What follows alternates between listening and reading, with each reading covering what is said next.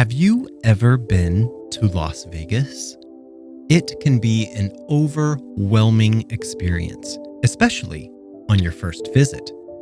It is a city with an encapsulating environment of lavish sin, which it provides to almost everyone, from your typical bachelor or bachelorette parties to the world's most wealthy individuals.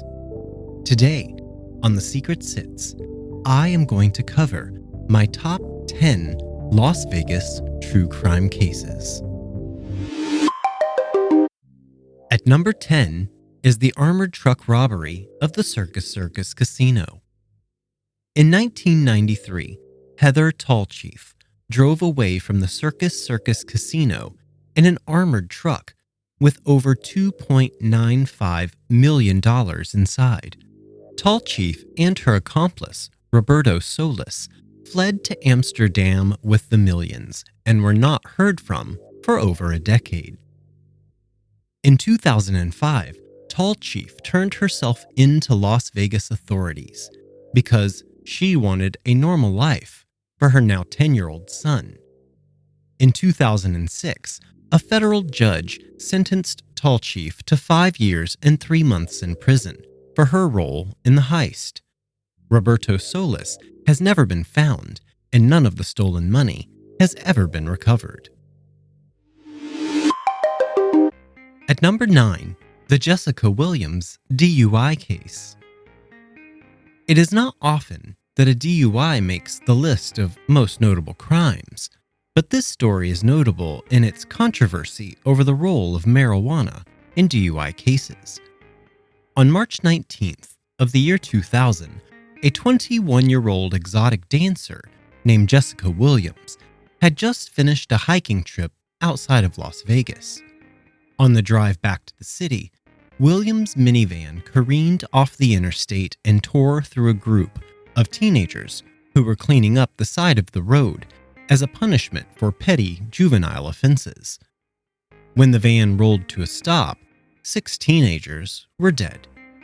Williams told police officers at the scene that she had fallen asleep at the wheel and admitted that she had taken ecstasy 12 hours earlier, in addition to smoking a few hits of marijuana about 2 hours prior to the incident. Williams appeared alert to police and paramedics, but her blood tests exceeded the legal limit for marijuana metabolites, and she was charged with vehicular manslaughter for driving while intoxicated. Marijuana metabolites can remain in a person's blood for up to 30 days after using marijuana, even though the person is no longer feeling the effects of the THC in the drug. At her trial, Williams argued that she had not slept for 24 hours before the accident and claimed that she fell asleep at the wheel due to fatigue rather than the marijuana. The jury agreed that Williams was not impaired, but still found her guilty of having more than the legal limit of marijuana metabolite in her blood at the time of the accident, and she was sentenced to 48 years in prison. Meanwhile, the law Williams was convicted under remains unchanged, which means a person can still be convicted of a DUI in Nevada, even though they are no longer intoxicated while driving. Number 8. The Ted Binyan kidnapping plot. Benny Binyan got his start in Texas in the 1930s, running a series of gambling saloons, and during that time, he admitted to gunning down a business competitor and was suspected in several other murders. Binyan came to Las Vegas in the 1940s, where he established the Horseshoe Casino, home of the World Series of Poker. Fast forward to the late 1967, where Las Vegas cab driver Marvin Shoemate had hatched a plan to get rich quick by ransoming the child of a casino owner, and his target was Benny's 24-year-old son, Ted Binyan. The plan was to use information gathered from Shoemate's son, who was friends with Ted Binyan, to abduct the young Ted Binyan and hold him for ransom.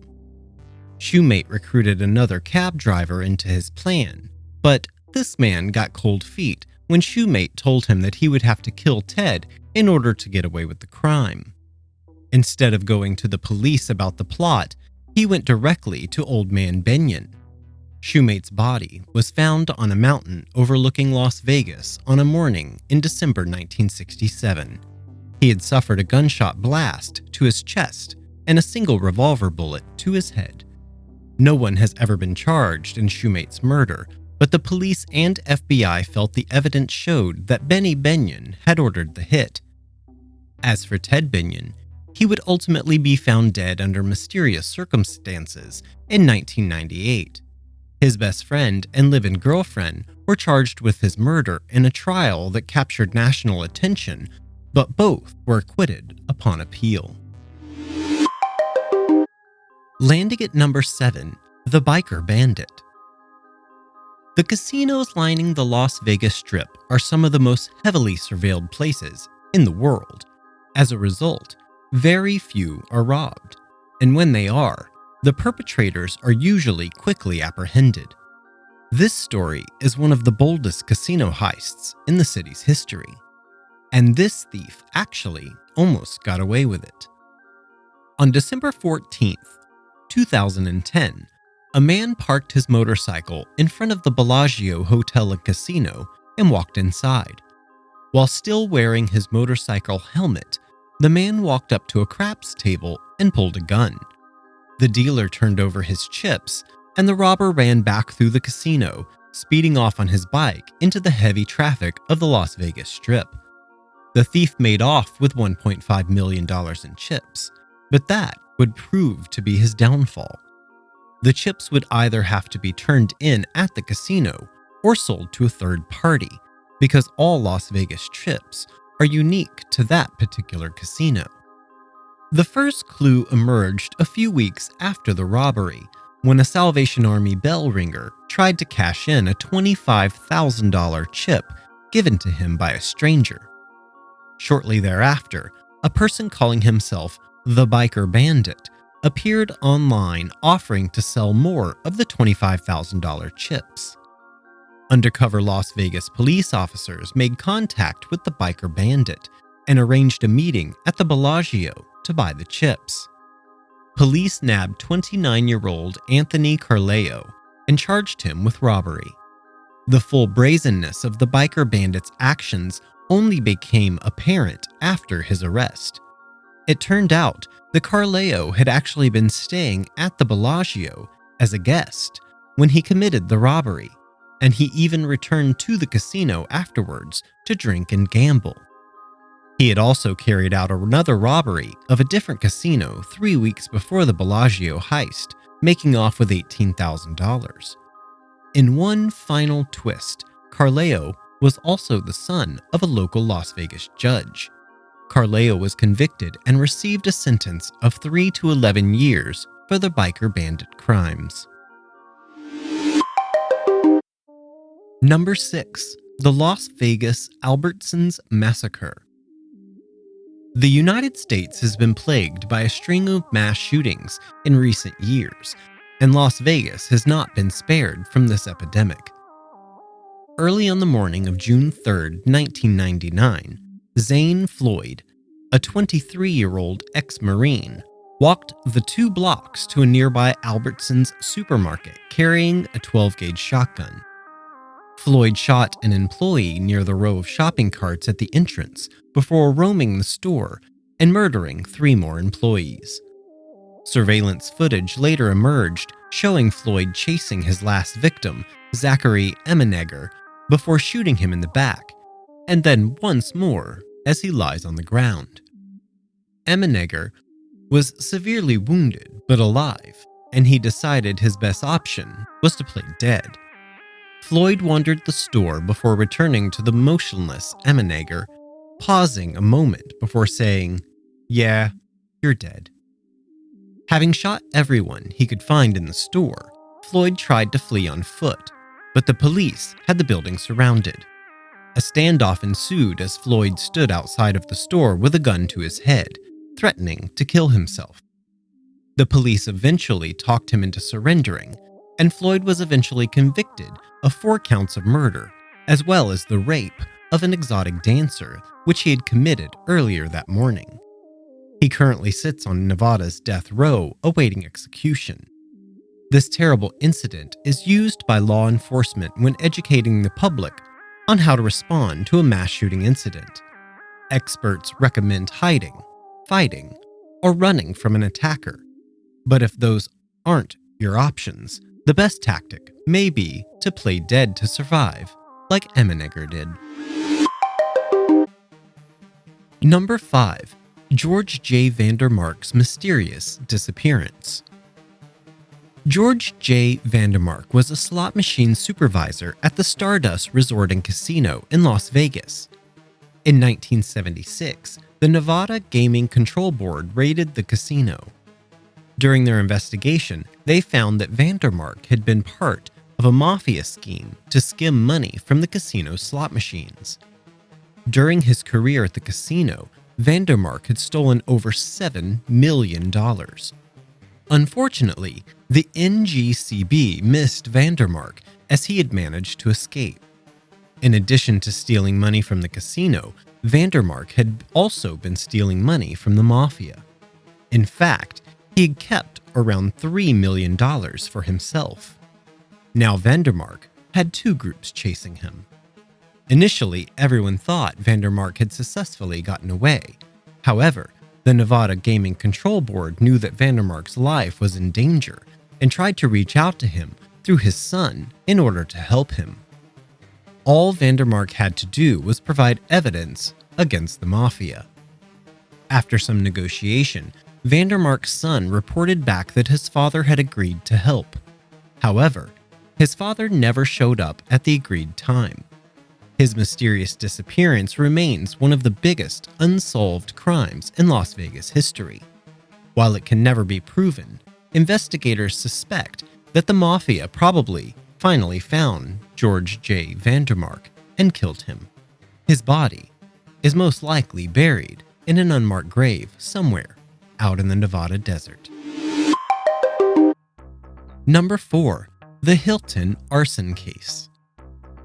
The Las Vegas Hilton is famous for headline acts like Elvis Presley and Liberace, but the hotel is also the scene of one of the city's most horrific crimes. Philip Klein had been at his new job as a busboy at the Hilton for a grand total of 2 days when a fire broke out in an elevator lobby near him on the 8th floor. He alerted several guests and claimed he used a nearby wastebasket to throw water onto the flames. The fire consumed much of the building, killing 8 people and injuring 200 more. Klein was initially praised for his actions, but investigators became suspicious when he made a Freudian slip and told police that he had grabbed a trash can filled with fire. Homicide detectives questioned Klein further about his story, and he finally broke down. He admitted to starting the fire, but claimed he had done it accidentally when the joint he was smoking set some nearby curtains on fire. Investigators doubted that version of events when they could not replicate the fire in the same manner. Klein was convicted of 8 counts of murder and 1 count of arson and sentenced to life in prison. He later granted a jailhouse interview where he came clean about what had really happened the day of the fire. A friend had given him a joint laced with PCP before work, warning him not to smoke the entire thing at once. Klein ignored this advice, and in a PCP-induced stupor, he used a cigarette lighter to set fire to some curtains. He is expected to serve out the rest of his days behind bars. Number 3 on our countdown is the O.J. Simpson sports memorabilia heist. We all know O.J. Simpson for his professional football career, his roles as a comedic actor, and for being the prime suspect in a horrific double murder. Simpson was acquitted of murder, but he later ran into financial difficulties when the families of the murder victims won a multi-million-dollar civil judgment against him. It was these financial troubles that would ultimately send him to prison. In 2007, Most of Simpson's income was still being seized to pay off his civil judgments when he received a phone call from auction house owner Thomas Riccio, informing him that two sports memorabilia dealers would be selling several items that used to belong to Simpson while in Las Vegas.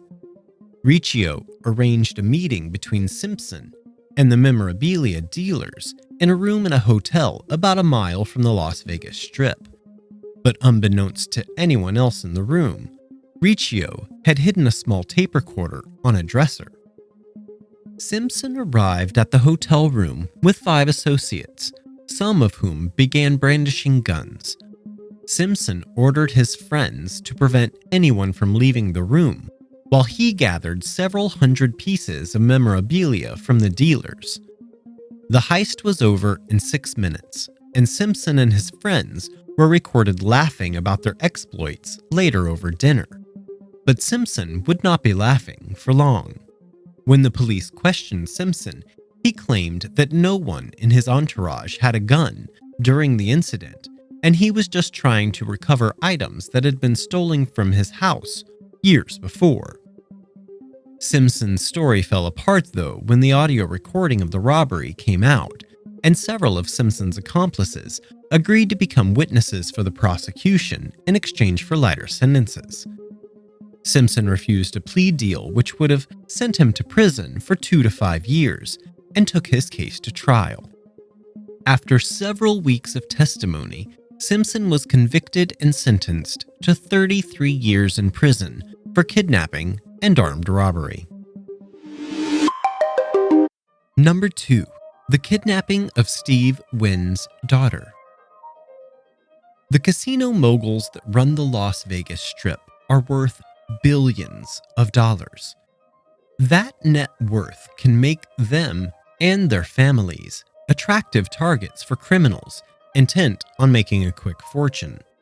Steve Wynn, the CEO of the company that owns Treasure Island and the Bellagio, had just returned home from work on July 26, 1993, when he took a call from a man who claimed to have kidnapped his daughter. It turned out that Wynn's 26-year-old daughter, Kevin, had been abducted by 2 armed men from her posh home in an exclusive Las Vegas neighborhood.